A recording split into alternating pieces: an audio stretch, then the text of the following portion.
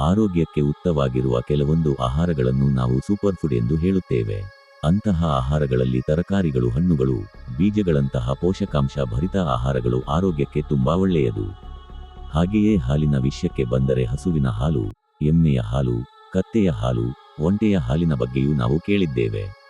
ಆದರೆ ನೀವು ಯಾವತ್ತಾದರೂ ಜಿರಳೆಯ ಹಾಲಿನ ಬಗ್ಗೆ ಕೇಳಿದ್ದೀರಾ? ಇದು ವಿಚಿತ್ರವೆನಿಸಬಹುದು, ಆದರೆ ವಿಜ್ಞಾನಿಗಳು ಡಿಪ್ಲೋಪ್ಟೆರಾ ಪಂಕ್ಟಾಟಾ ಜಾತಿಯ ಜಿರಳೆ ಹಾಲು ಹಸುವಿನ ಹಾಲಿಗಿಂತ 3 ಪಟ್ಟು ಹೆಚ್ಚು ಪೌಷ್ಟಿಕವಾಗಿದೆ ಎಂದು ಕಂಡುಹಿಡಿದಿದ್ದಾರೆ. ಈ ಆವಿಷ್ಕಾರವು ಪೌಷ್ಟಿಕ ತಜ್ಞರಲ್ಲಿ ಆಸಕ್ತಿಯನ್ನು ಹುಟ್ಟುಹಾಕಿದೆ. ಜಿರಳೆ ಹಾಲು ಗಮನಾರ್ಹ ಆರೋಗ್ಯ ಪ್ರಯೋಜನಗಳನ್ನು ನೀಡುತ್ತದೆ ಎಂದು ಯಾರು ನಂಬುತ್ತಾರೆ? ಹಾಲು ಪ್ರೋಟೀನ್, ಕೊಬ್ಬು ಮತ್ತು ಸಕ್ಕರೆಗಳಿಂದ ಸಮೃದ್ಧವಾಗಿದೆ ಎಂದು ಸಂಶೋಧಕರು ಹೇಳುತ್ತಾರೆ.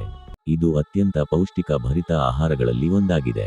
ಬೆಂಗಳೂರಿನಲ್ಲಿರುವ institute for stem cell biology and regenerative ಮೆಡಿಸಿನ್ನ ಜೀವರಾಸಾಯನಿಕ ತಜ್ಞ ಸುಬ್ರಮಣಿಯನ್ ರಾಮಸ್ವಾಮಿ ನೇತೃತ್ವದ ಸಂಶೋಧಕರ ತಂಡವು ಇದನ್ನು ವಿಶ್ಲೇಷಿಸಿದೆ ಎಂದು journal of the international union of ಕ್ರಿಸ್ಟಲೋಗ್ರಫಿಯಲ್ಲಿ ಪ್ರಕಟವಾದ 2016ರ ಅಧ್ಯಯನದಲ್ಲಿ ತಿಳಿಸಲಾಗಿದೆ.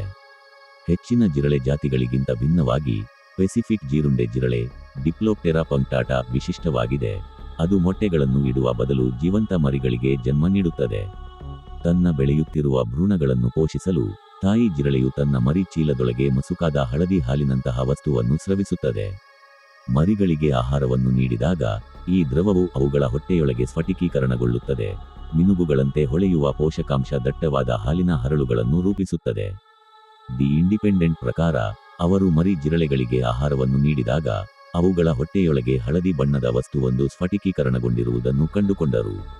ಈ ಹಿಂದೆ ಅತ್ಯಂತ ಕ್ಯಾಲೋರಿ ಭರಿತ ಸಸ್ತನಿ ಹಾಲಾಗಿದ್ದ ಎಮ್ಮೆಯ ಹಾಲಿಗಿಂತ ಇದು 3 ಪಟ್ಟು ಹೆಚ್ಚು ಕ್ಯಾಲೋರಿಗಳನ್ನು ಹೊಂದಿದೆ ಎಂದು ಸಂಶೋಧಕರು ಕಂಡುಕೊಂಡಿದ್ದಾರೆ. ಇದು ಜೀವಕೋಶಗಳ ಬೆಳವಣಿಗೆ ಮತ್ತು ದುರಸ್ತಿಗೆ ಸಹಾಯ ಮಾಡುವ 1 ಟನ್ ಪ್ರೋಟೀನ್, ಅಮೈನೋ ಆಮ್ಲಗಳು ಮತ್ತು ಆರೋಗ್ಯಕರ ಸಕ್ಕರೆಗಳನ್ನು ಹೊಂದಿದೆ ಎಂದು ಅವರು ಕಂಡುಕೊಂಡಿದ್ದಾರೆ.